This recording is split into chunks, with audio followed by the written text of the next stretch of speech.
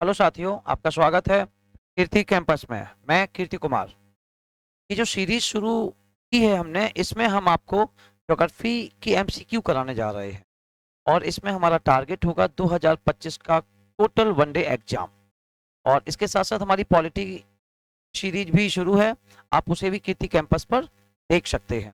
आज हम जो ये पढ़ने जा रहे हैं, इसमें ज्योग्राफी का पहला लेक्चर है ब्रह्मांड, उत्पत्ति और खगोलीय पिंडों के बारे में। आइए चलिए स्टार्ट करते हैं।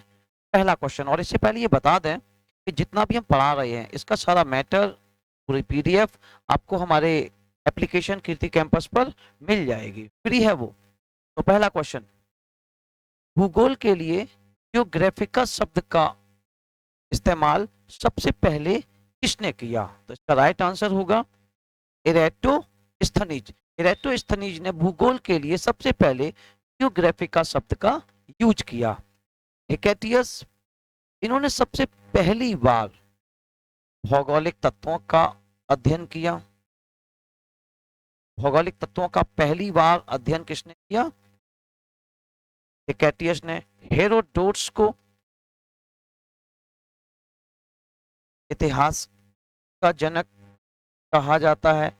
कमेंट कीजिए कि इतिहास का जनक हेरोडोट्स को किसने कहा? एनेक्जीमेंडर ने सबसे पहली बार मैप बनाया था। ओके, नेक्स्ट, ब्रह्मांड का अध्ययन कहलाता है क्या? तो कॉस्मोलॉजी। ब्रह्मांड को इंग्लिश में कहते हैं कॉस्मोस, और ये अध्ययन कहलाता है कॉस्मोलॉजी। इसमें जितने भी क्वेश्चन है सारे के सारे अभी लेटेस्ट हैं, आए हुए हैं। इस ब्रह्मांड में मौजूद प्रत्येक वस्तु जो पदार्थ से निर्मित है उसे वैज्ञानिकों ने क्या नाम दिया? तो क्रिस्टल, ठोस, द्रव या द्रव्य? तो आंसर होगा द्रव्य, मैटर। साइंस में जो भी स्थान घेरता है उसे क्या कहते हैं? उसे द्रव्य कहते हैं। जिसमें द्रव्यमान होता है, जो स्थान घेरता है, उसे द्रव्य कहते हैं। नेक्स्ट क्वेश्चन, निम्न में से कौन सी परिकल्पना या सिद्धांत ब्रह्मांड की उत्पत्ति की व्याख्या करता या करती है? निहारिका परिकल्पना, द्वयाधारी सिद्धांत, binary theory, big bang theory या ग्रहाणु परिकल्पना? तो इसका आंसर होगा महाविस्फोट सिद्धांत, बिग बैंग थियरी। तो बिग बैंग थ्योरी ब्रह्मांड की उत्पत्ति की व्याख्या करती है। इसमें थोड़ा सा इसके बारे में चर्चा करेंगे। बिग बैंग थ्योरी सबसे पहली बार किसने दी? कमेंट कीजिए कि किसने दी। तो इसका आंसर क्या होगा? इसका आंसर होगा जॉर्ज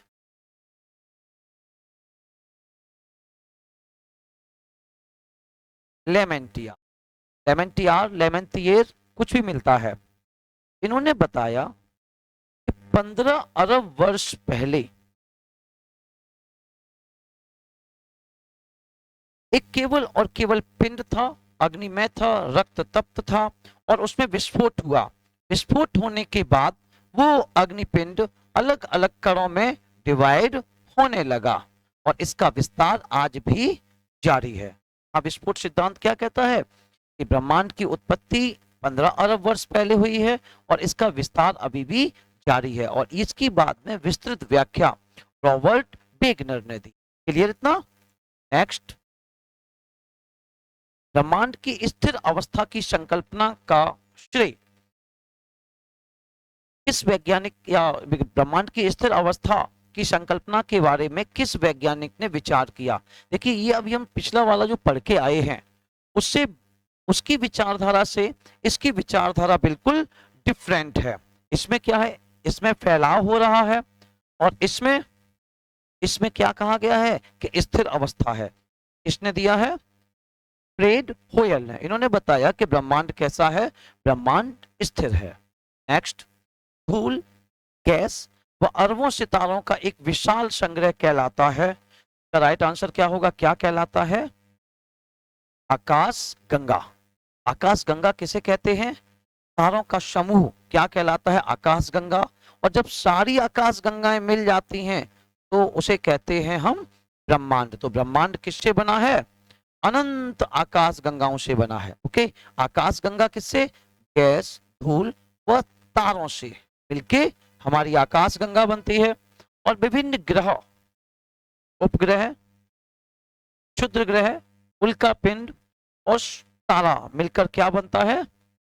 सौर मंडल। नक्षत्र के बारे में हम अभी आगे चर्चा करेंगे। नेक्स्ट, आकाश गंगा वर्गीकृत किया गया, हमारी अपनी आकाश गंगा किसमें वर्गीकृत की गई है? तो सर्पिलाकार गैलेक्सी के रूप में। तो हमारी अपनी आकाश गंगा का नाम क्या है? जल्दी से कमेंट कीजिए, क्या नाम है?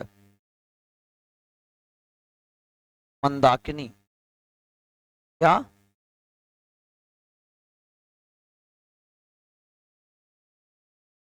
दुग्ध मेखला, मिल्की वे। ये ऐरावत पथ में है और इसकी आकृति है दंड सज्जित सर्पिलाकार। सर्पिलाकार में भी आगे कौन सा? स्पाइरल्ड बैरल, बैरल। क्लियर? तो दंड सज्जित सर्पिलाकार हमारी अपनी आकाश गंगा। नेक्स्ट, IC 1101 क्या है? जल्दी से कमेंट कीजिए। ये अभी कुछ समय पहले इसकी खोज हुई है। तो ये क्या है? ये एक आकाश गंगा है। IC 1101 एक आकाश गंगा। क्लियर? नेक्स्ट, हमारी आकाश गंगा मिल्की वे के सबसे नजदीक कौन सी आकाश गंगा है? तो इसका आंसर होगा एंड्रोमेडा। इसका आंसर क्या होगा? तो एंड्रोमेडा। और इस एंड्रोमेडा को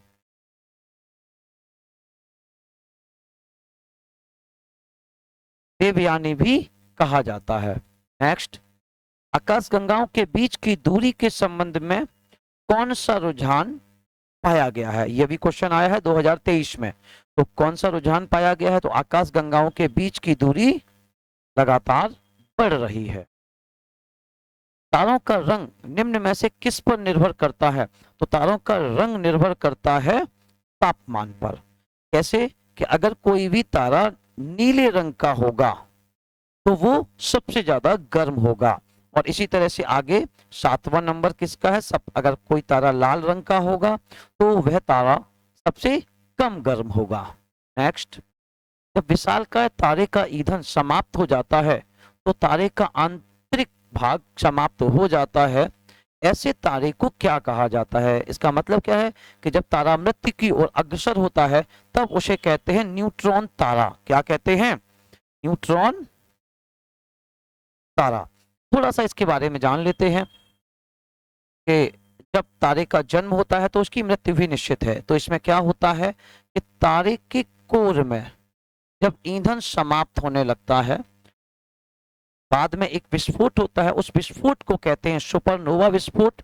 और यहाँ पे अच्छे से बताया था हमारे भारतीय वैज्ञानिक श्री चंद्रशेखर ने, और इन्होंने बताया एक लिमिट तय की, और वो लिमिट है, उस सीमा को कहते हैं चंद्रशेखर सीमा। इन्होंने बताया कि अगर कोई भी तारा 1.44 सौर द्रव्यमान से, इन्होंने लिमिट क्या तय की कि हमारा अपना जो सूर्य है इसके 1.44 अगर सौर द्रव्यमान से ज्यादा है, कम है या बराबर है, तो इसमें क्या बताया है कि अगर इससे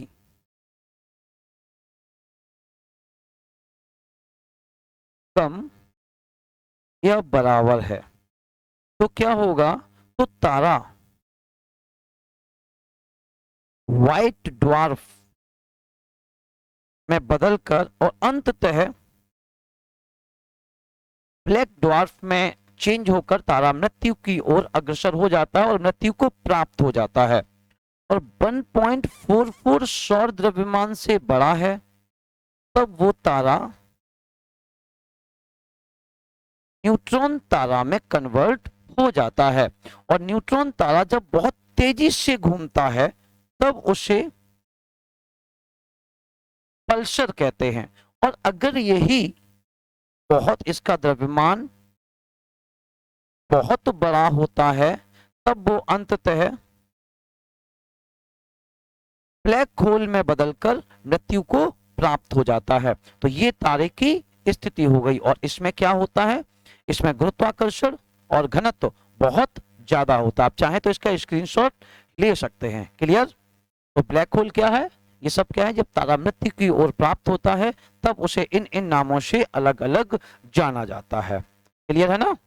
आगे नेक्स्ट, सामान्य रूप से क्वेसर, ये भी आकाशगंगा, ये भी सॉरी ब्रह्मांड में एक ब्रह्मांडी पिंड है। क्वेसर का स्वरूप कैसा होता है? इसका आंसर होगा क्वेसर कैसा होता है? प्लाज्मा। नेक्स्ट, ब्लैक होल की जानकारी सर्वप्रथम किसने दी? तो अच्छे से इसके बारे में किसने बताया था? चंद्रशेखर जी ने। तारों के विभिन्न समूहों द्वारा गठित या निर्मित विभिन्न प्रतिरूप कहलाते हैं। तो क्या कहलाते हैं? नक्षत्र। और नक्षत्र को तारामंडल भी कहा जाता है। तो नक्षत्र या तारामंडल किसे कहते हैं? आप ऐसे ध्यान रखेंगे, तारों की विशिष्ट आकृति क्या कहलाती है? तारों की विशिष्ट आकृति नक्षत्र या तारामंडल कहलाती है। वर्तमान में अभी तक 89 तारामंडल की खोज हो चुकी है और इसमें हाइड्रा सबसे बड़ा है। तो सबसे बड़ा तारामंडल कौन सा है? हाइड्रा। इसी में कुछ तारामंडल, उसमें से एक है सप्तऋषि, और इसी सप्तऋषि तारामंडल में जल्दी से कमेंट कीजिए कौन सा तारा है जो उत्तर दिशा को इंडिकेट करता है और रात्रि में हमें ये प्रदर्शित करता है कि इस दिशा में उत्तर है। जल्दी से कमेंट कीजिए। इसके साथ साथ अगस्त, ये स्पेशल तारामंडल है। तो तारामंडल क्लियर। जब तारों की एक निश्चित और विशिष्ट श्रृंखला हो, उसे कहते हैं, विशिष्ट आकृति हो, उसे कहते हैं हम नक्षत्र या तारामंडल। और ये हमारी पृथ्वी पर अधिकांशतः दक्षिण गोलार्ध से देखे जा सकते हैं। तो कमेंट में क्या आंसर आया? इसका आंसर क्या होगा? सप्तऋषि तारामंडल में जो उत्तर को इंडिकेट करता है, ध्रुव तारा। नेक्स्ट, निम्न में से किस तारामंडल को शिकारी या हंटर भी कहा जाता है? तो ओरियन, ओरियन को शिकारी या हंटर भी कहा जाता है। नेक्स्ट, निम्न में से कौन सा ओरायन या ओरियन का सबसे चमकीला तारा है? तो कौन सा तारा है? रिगेल। और ये रात्रि के समय 7वां सबसे चमकीला होता है। तो सबसे चमकीला तारा कौन सा है इस तारामंडल का? तो इसका आंसर होगा रिगेल। नेक्स्ट, ग्रेट वियर नामक तारामंडल कितने चमकीले तारों से बना है? जल्दी से कमेंट कीजिए कितने? तो 7। इसी ग्रेट वियर को सप्तऋषि तारामंडल कहा जाता है। तो ऐसे याद रखेंगे, सप्तऋषि 7। नेक्स्ट, सबसे अधिक चमकीला तारा किसे माना जाता है? तो जल्दी से कमेंट कीजिए, सबसे अधिक चमकीला तारा किसे माना जाता है? तो इसका आंसर होगा सिरिस। ये रात्रि के समय सबसे चमकीला तारा है, सिरिस या साइरिस या डॉग स्टार। इसका अन्य नाम है डॉग स्टार। नेक्स्ट, सूर्य या अन्य तारों की ऊर्जा का स्रोत क्या है? ये बहुत इंपॉर्टेंट क्वेश्चन है, कई बार बदल बदल के आता है इसकी लैंग्वेज। तो सूर्य या अन्य किसी भी तारे की ऊर्जा का स्रोत है नाभिकीय संलयन। इससे संबंधित 2 प्रकार की क्रियाएं होती हैं, नाभिकीय संलयन और नाभिकीय विखंडन। नाभिक से संबंधित, जब एक नाभिक 2 नाभिकों में कन्वर्ट हो जाता है, टूट जाता है, उसे नाभिकीय विखंडन कहते हैं। जब 2 परमाणु एक परमाणु में कन्वर्ट हो जाते हैं तो उसे नाभिकीय संलयन कहा जाता है। तो किसी भी तारे की ऊर्जा का स्रोत है नाभिकीय संलयन। हमारे सूर्य में नाभिकीय संलयन किसमें? हाइड्रोजन हीलियम में बदलता है। इसे ऐसे याद रख सकते हैं, हा ही। कैसे याद रखेंगे? हा ही। तो किसी भी तारे में सबसे ज्यादा क्या होगा? हाइड्रोजन होगा। कमेंट कीजिए कितना हाइड्रोजन है? तो 71%। और हीलियम कितना है? 26.2%। तो हमारे कमेंट कीजिए, एक हमारे ब्रह्मांड में सबसे ज्यादा क्या पाया जाता है? तो इसका आंसर क्या होगा? हाइड्रोजन। क्लियर है ना? आई होप आपको समझ में आ रहा होगा। नेक्स्ट,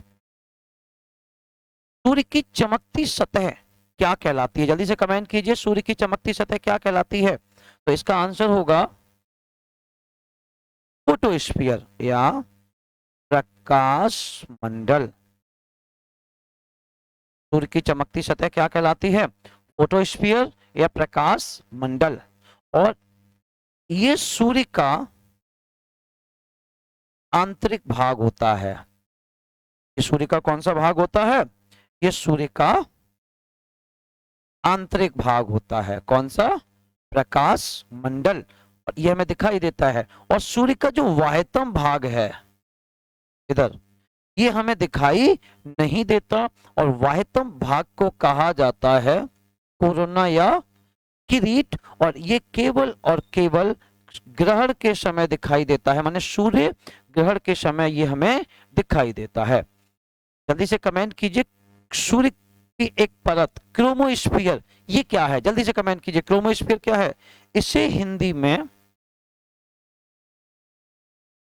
वर्णमंडल कहा जाता है। इसे हिंदी में क्या कहते हैं? वर्णमंडल कहते हैं। और इसी वर्णमंडल में सूर्य का वायुमंडल है। इसी वर्णमंडल में क्या है? सूर्य का वायुमंडल है। क्लियर है ना? आई होप आपको समझ में आ रहा होगा। यदि समझ में आ रहा हो तो like, share, subscribe and comment. Next, सूर्य के प्रकाश को पृथ्वी तक पहुंचने में कुल कितना समय लगता है? बड़ा आसान है, 8 मिनट 16.6 सेकेंड। नेक्स्ट, सर्वप्रथम किस वैज्ञानिक ने कहा था कि सूर्य मध्य भाग में स्थित है तथा अन्य ग्रह उसकी परिक्रमा करते हैं? तो इसका आंसर क्या होगा? कॉपरनिकस। कॉपरनिकस से पहले ये माना जाता था कि समस्त ब्रह्मांड का केंद्र पृथ्वी है और कोई भी पिंड वो पृथ्वी के इर्द गिर्द परिक्रमा करता है। सबसे पहली बार कॉपरनिकस ने बताया कि समस्त ब्रह्मांड का केंद्र पृथ्वी नहीं है वरन सूर्य है। तो एक कमेंट कीजिए कि किस भारतीय ने बताया था कॉपरनिकस से भी पहले क्या कि समस्त ब्रह्मांड का केंद्र सूर्य है? जल्दी से कमेंट कीजिए और इसका आंसर हम अगले वीडियो में देंगे। नेक्स्ट, सूर्य पृथ्वी की सतह पर कितने मिनट के कोण पर सामने होता है? तो इसका आंसर क्या होगा? 32 मिनट के। क्या सूर्य पृथ्वी की सतह पर 32 मिनट में कैसा होता है? सामने होता है। क्लियर? नेक्स्ट, निम्न में से कौन सा तारा सूर्य के सबसे नजदीक है? तो कौन सा तारा सबसे सूर्य के नजदीक है? इसका आंसर होगा प्रोक्सिमा सेंचुरी। क्या होगा इसका आंसर? ऐसे याद रखेंगे, पास से पास और पास से प्रोक्सिमा सेंचुरी। नेक्स्ट, हमारे सौरमंडल का सबसे छोटा ग्रह बुध। इस तरह की क्वेश्चन अब बहुत कम आते हैं, तो क्वेश्चन का ट्रेंड चेंज हो चुका है। पहले ऐसे क्वेश्चन आते थे कि सबसे छोटा कौन सा है, सबसे भारी या सबसे बड़ा कौन सा है? तो सबसे भारी और सबसे बड़ा है बृहस्पति। सूर्य के सबसे निकट कौन सा है? तो निकट भी कौन सा है? बुध। सूर्य के सबसे दूर कौन है? तो सूर्य के सबसे दूर कौन है? वरुण। ओके। नेक्स्ट, हमारे सौरमंडल के निम्न में से किस ग्रह का द्रव्यमान सबसे कम है? तो इसका आंसर क्या होगा? किस ग्रह का द्रव्यमान सबसे कम है? तो बुध या मरकरी। नेक्स्ट, निम्न में से कौन से ग्रहों के चारों ओर घूमने वाले उपग्रह नहीं है? दो ग्रह ऐसे हैं जिनका कोई भी उपग्रह नहीं है, बाकी सभी ग्रहों का कोई ना कोई उपग्रह है। तो किस किस का कोई उपग्रह नहीं है? बुध और शुक्र। इसे आप ऐसे याद रखेंगे, एक का नाम है वासु और उसका एक भाई है आशु। इसमें एक के उपग्रह नहीं है और एक सूर्य के विपरीत दिशा में परिक्रमा करता है। दो ग्रह ऐसे हैं जो पूरब से पश्चिम की ओर परिक्रमा करते हैं, बाकी सारे ग्रह पश्चिम से पूरब। तो इसको ऐसे याद रखेंगे, ए फॉर एंटी और ए फॉर अरुण, और इधर तो है ही शुक्र, इससे बुध और ये शुक्र। तो यहां कैसे याद रखेंगे कि यहां पर ये बुध और शुक्र, और इससे इधर ये A for anti, A for Arun. तो एंटी विपरीत दिशा में, तो अरुण और शुक्र विपरीत दिशा में परिक्रमा करते हैं। और बुध और शुक्र वासु, इनका अपना कोई भी उपग्रह नहीं है। एक कमेंट कीजिए कि सर्वाधिक उपग्रह अभी वर्तमान में किस ग्रह के हैं और कितने हैं, जल्दी से कमेंट कीजिए। इसका आंसर हम अगले वीडियो में देंगे। नेक्स्ट, रात्रि के समय आकाश में मौजूद सबसे चमकीला ग्रह कौन सा है? तो सबसे चमकीला ग्रह कौन सा है? शुक्र। तो थोड़ा सा हम जानेंगे अब शुक्र के बारे में। शुक्र कैसा है? शुक्र सबसे चमकीला ग्रह है और संभवतः सबसे गर्म ग्रह है। अब इसको कैसे जोड़ेंगे?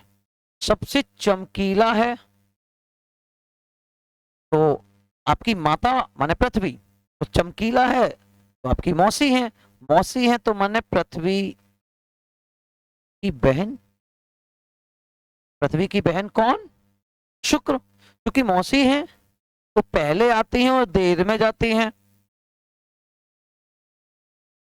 सांझ का तारा और इसे भोर का तारा कहते हैं। ठीक है, इसका रीजन है इसका परिक्रमा। इसके साथ साथ शुक्र और क्या है, इसके धरातल में CO2 गैस बहुत ज्यादा पाई जाती है, लगभग 90% से अबव 90 से 95%। और इसी कारण इसे प्रेशर कुकर की अवस्था वाला ग्रह भी कहा जाता है। तो प्रेशर कुकर की अवस्था वाला ग्रह किसे कहा जाता है? ठीक है, तो इसमें क्या क्या मिला कि शुक्र सबसे संभवतः सबसे गर्म ग्रह है, CO2 ज्यादा पाई जाती है, प्रेशर कुकर की अवस्था है, सांझ का तारा, भोर का तारा, पृथ्वी की बहन, सबसे चमकीला। केवल एक उससे आपको सारा कुछ समझ में आ गया होगा। नेक्स्ट, पृथ्वी अपनी ही दूरी पर 1 घंटे में कितने डिग्री घूमती है? देखो यहाँ पर तो 1 घंटा है, तो कितना पेपर में 2 घंटे आ सकता है, 4 घंटे आ सकता है, तो थोड़ा सा निकालना सीखेंगे हम। अब तक जब तक हम निकालना सीख रहे हैं, आप कमेंट कीजिए कितना डिग्री घूमती है। तो 360 डिग्री घूमती है। कब? 24 घंटे में। ओके, तो 1 घंटे में कितना घूमेगी? 360/24। तो आराम से इसे कैलकुलेट कर लीजिए, कितना आया? 15। तो 1 घंटे में कितना घूमती है? 15 डिग्री घूमती है। कितना? जल्दी से आप अपना अपना एक बार एक कमेंट कीजिए कि वो फिर 4 घंटे में कितना घूमेगी, और अपना रफली कोई ना कोई क्वेश्चन एक्स्ट्रा लगाइए आप। देखो, ये जो सीरीज है वो हम कोशिश कर रहे हैं कि आपको बहुत कम क्वेश्चन में, आज 51 क्वेश्चन है, आपको पूरा सौरमंडल ब्रह्मांड हम आपको पढ़ा दें। लेकिन ये आप ध्यान रखिए, अगर आपको जॉब चाहिए तो कभी भी किसी भी एक टीचर के भरोसे ना रहिए, इसके साथ साथ आप बुक्स भी पढ़िए। अगर आप बुक्स पढ़िए, टाइम कम है तो कीर्ति कैंपस में हमने इस ज्योग्राफी का नोट्स आज ही हम इसे अपलोड कर देंगे और पूरी तरह फ्री मिलेगा आपको। क्लियर है ना? आगे नेक्स्ट, पृथ्वी के चुंबकीय क्षेत्र के लिए कौन जिम्मेदार है? तो पृथ्वी में चुंबकीय क्षेत्र है, तो पृथ्वी के चुंबकीय क्षेत्र के लिए कौन जिम्मेदार है? तो इसका आंसर होगा कोर। ये हम आगे अभी चर्चा करेंगे कि पृथ्वी संकेंद्रीय परतों से मिलकर बनी है, वाह्यतम भाग, आंतरिक और इधर। तो इस जल्दी से कमेंट कीजिए कि वाह्यतम भाग को क्या कहते हैं, मध्य भाग को क्या कहते हैं और आंतरिक भाग को क्या कहा जाता है। इसको हम बहुत अच्छे से समझाएंगे आगे। नेक्स्ट, अपसौर की घटना के दौरान पृथ्वी और सूर्य के बीच में अनुमानिक दूरी कितनी रहती है? तो इसका आंसर होगा 152 मिलियन किलोमीटर। तो पहले से अब इसके बारे में थोड़ी सी हम चर्चा कर लेते हैं। क्या कि अपसौर किसे कहते हैं? अपसौर में क्या होता है? देखो, ये सूर्य है, सूर्य पृथ्वी के ऐसे चक्कर लगा रहा है, तो एक लिमिट ऐसी होती है कि पृथ्वी सबसे अधिक दूरी पर होती है। जब सबसे अधिक दूरी पर होती है उससे कहा जाता है अपसौर एपिलियन, और सबसे कम दूरी पर होती है तो उसे कहा जाता है उपसौर पेरिलियन। ओके, इसे याद कैसे रखेंगे? आज से अधिक और आज से अपसौर। क्या याद रखेंगे? आज से अधिक, आज से अपसौर और कम उपसौर। और ये कितना होता है? 147 मिलियन किलोमीटर। जब सबसे कम दूरी पर होती है तो कितना होता है? 147 मिलियन किलोमीटर। क्लियर है ना? और आप इसी तरह से जुड़े रहिए, आपको बेहतर से बेहतरीन कंटेंट मिलेगा।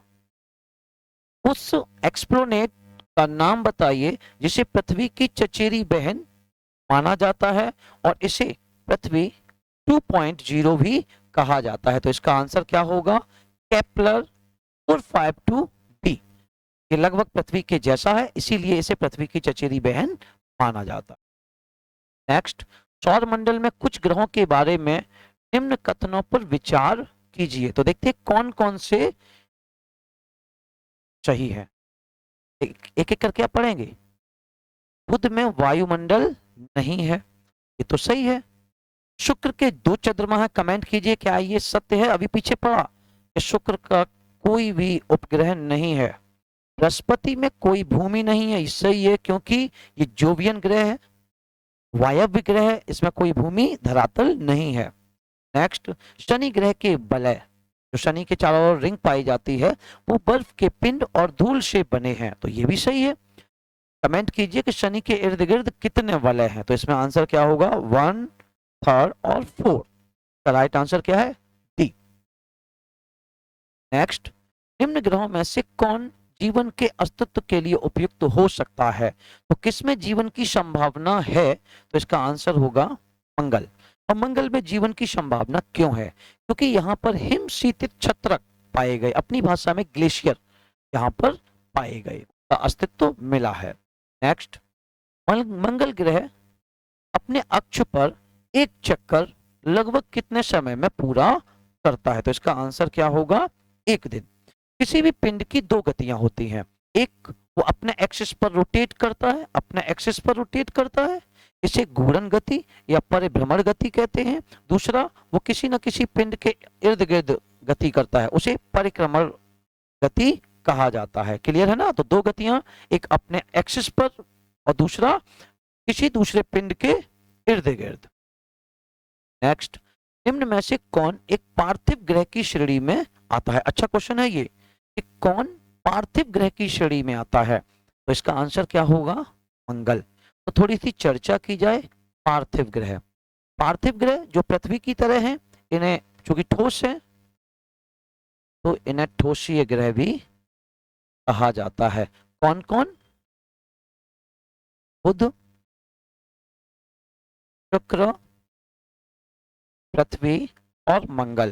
ये पृथ्वी की भांति ठोस है, इसीलिए इन्हें पार्थिव ग्रह भी या ठोसी ग्रह कहा जाता है। नेक्स्ट क्या है कि जोवियन ग्रह, वायव्य ग्रह या गैसीय ग्रह, ये ठोस नहीं है।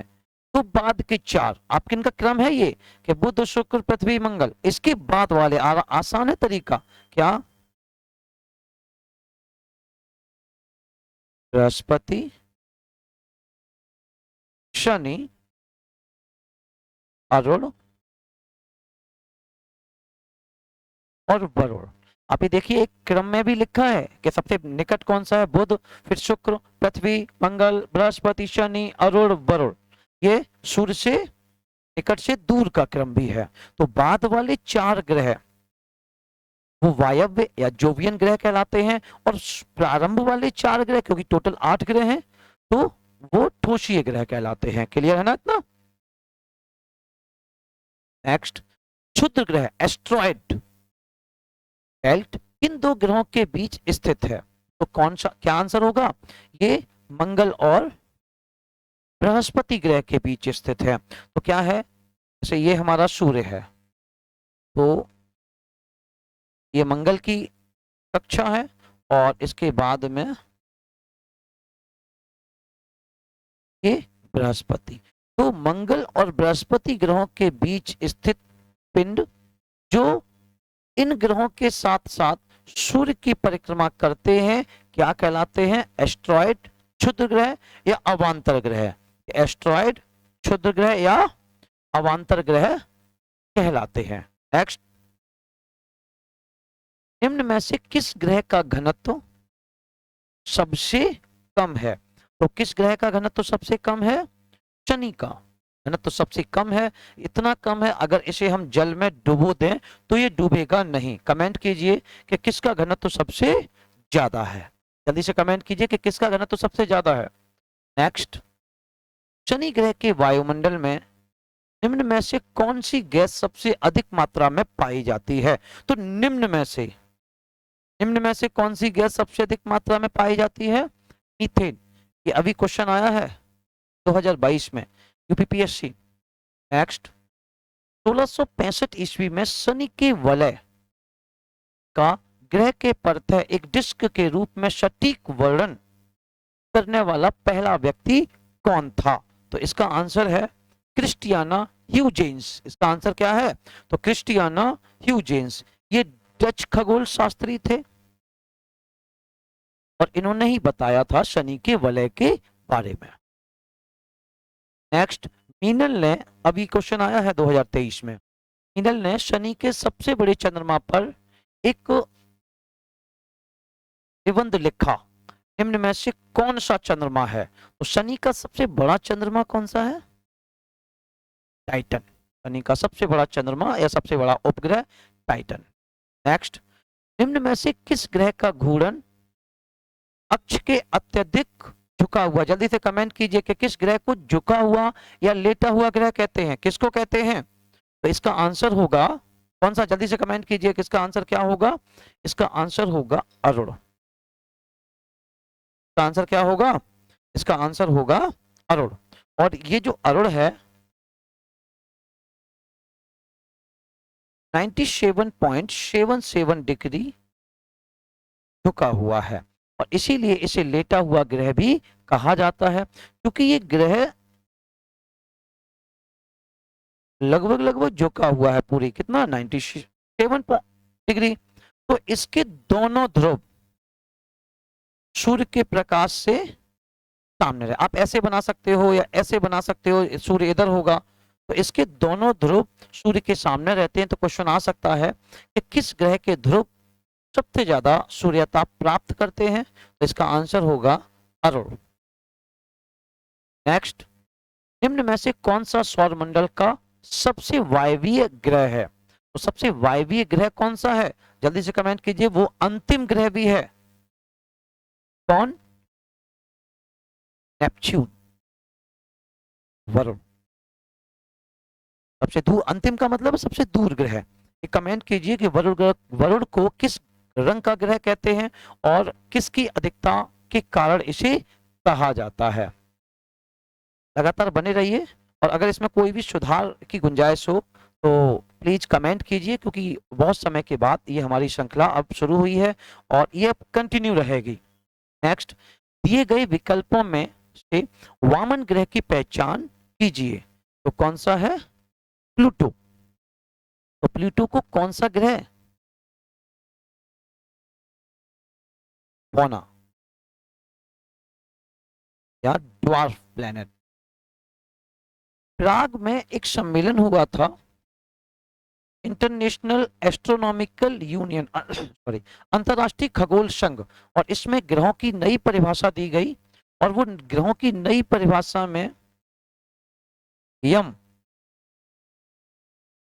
उस कंडीशन को फॉलो नहीं कर पा रहा था तो इसे अलग से श्रेणी में रख दिया गया, बोना, या इसे क्षुद्र ग्रह नहीं कहेंगे, बोना ग्रह। ओके, कमेंट कीजिए कि ऐसा क्यों? क्योंकि यम जो था वो वरुण ग्रह की कक्षा को काट जाता था, इसीलिए। नेक्स्ट, एक महीने में कितनी बार आधा चंद्रमा दिखाई देता है? तो इसका आंसर क्या होगा? 2 बार। इसे कहते हैं चंद्र कलाएं। अगला वीडियो जब आएगा उसमें हम चंद्र कलाओं के बारे में अच्छे से हम आपको समझाएंगे। नेक्स्ट, चंद्रमा को अपनी धुरी पर एक चक्कर पूरा करने में कितने दिन लगते हैं? तो चंद्रमा को कितने दिन लगते हैं? तो इसका आंसर होगा 27.3 पृथ्वी दिवस, इतना दिन लगता है। नेक्स्ट, ग्रही वैज्ञानिक चंद्रमा के चारों तरफ पतले गैसीय आवरण को क्या कहते हैं? तो चंद्रमा के चारों ओर जो पतला गैसीय आवरण है उसे क्या कहते हैं? चंद्रवायुमंडल, लूनर एग्जॉस्फियर। क्या कहा जाता है? लूनर एग्जॉस्फियर कहा जाता है। नेक्स्ट, चंद्रमा के संबंध में निम्न में से कौन से कथन सही हैं? अमावस्या के बाद पृथ्वी से दिखाई देने वाले चंद्रमा के प्रकाशित भाग का आकार प्रतिदिन बढ़ता है। पूर्णिमा के बाद पृथ्वी से दिखाई देने वाले चंद्रमा के प्रकाशित भाग का आकार प्रतिदिन घटता है। 10 सेकंड में कमेंट कीजिए कि इसका आंसर क्या होगा। अब देखिए, देखो, अमावस्या को चंद्रमा दिखाई नहीं देता, तभी अमावस्या में काली रात होती है। तो अमावस्या से हम किधर जाएंगे? 15 दिन के बाद पूर्णिमा। यहां क्या है? मान लो अमावस्या।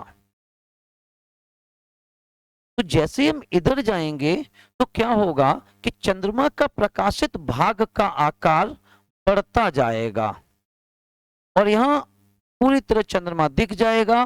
तो पूर्णिमा, अब पूर्णिमा से किधर गया? पूर्णिमा से फिर इधर आएगा वापस। तो इधर क्या होगा? इधर अमावस्या, बिल्कुल काली रात होगी। तो इसका आकार इधर कैसा होगा? प्रकाशित भाग घटता जाएगा। तो इसका आंसर क्या होगा? 1 और 2 दोनों। उल्का, उल्का क्या है? बाह्य अंतरिक्ष से पृथ्वी के वायुमंडल में प्रविष्ट हुए द्रव्य का अंश या तीव्र गति से चलता तारा या तारामंडल का भाग या पुच्छहीन धूमकेतु। तो उल्का क्या है? बाहर जो पिंड होते हैं जब वो पृथ्वी की कक्षा में, पृथ्वी की वायुमंडल में प्रवेश होते हैं तब उन्हें कहा जाता है उल्का।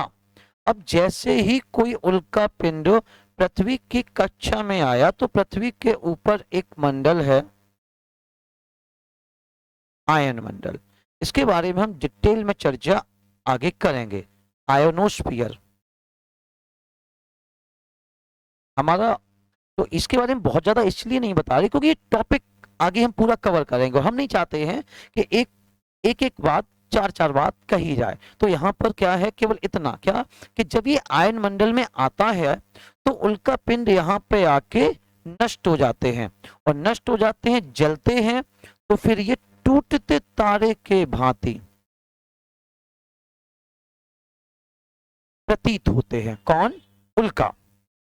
नेक्स्ट, एक धूमकेतु की पूंछ सूर्य से हमेशा किस दिशा में होती है? तो इसका आंसर क्या होगा? सूर्य से दूर होती है। अच्छा, इसको आप रटना नहीं है, कैसे समझेंगे? देखो, ये मान लिया सूर्य है और यहां उल्का पिंड आ रहा है आगे, सॉरी धूमकेतु आ रहा है, धूमकेतु आगे बढ़ रहा है। धूमकेतु बहुत सारे कण और गैस, धूल के साथ साथ बर्फ के भी बने होते हैं, इसमें ये सारा कुछ होता है। तो जब ये आएगा, आगे बढ़ेगा, सूर्य की तरफ आ रहा है तो जलेगा। अब जब ये जलेगा तो जलने से क्या होगा? आगे तो तीव्र गति से बढ़ रहा है, तो जलने के बाद इसकी पूंछ किधर बनेगी? क्योंकि धुआं आदि किधर दिखेगा? पीछे। तो पूंछ किधर बनेगी? सूर्य से दूर। और इसका मुख किधर दिखाई देगा? मुख दिखाई देगा सूर्य की ओर। क्लियर है ना? मुख किधर दिखेगा? सूर्य की ओर। इसीलिए इसे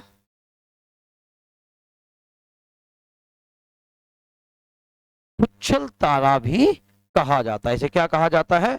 पुच्छल तारा भी कहा जाता है। आई होप आपको ये हमारा वीडियो पसंद आया होगा। यदि पसंद आया तो please like, share, subscribe and comment कीजिए। और यदि पसंद नहीं आया या कोई कमी लगी तो आप कमेंट कीजिए और हम पूरा प्रयास करेंगे आपको हमारे चैनल पर सारा सब्जेक्ट धीरे धीरे मिलता रहेगा। Thank you.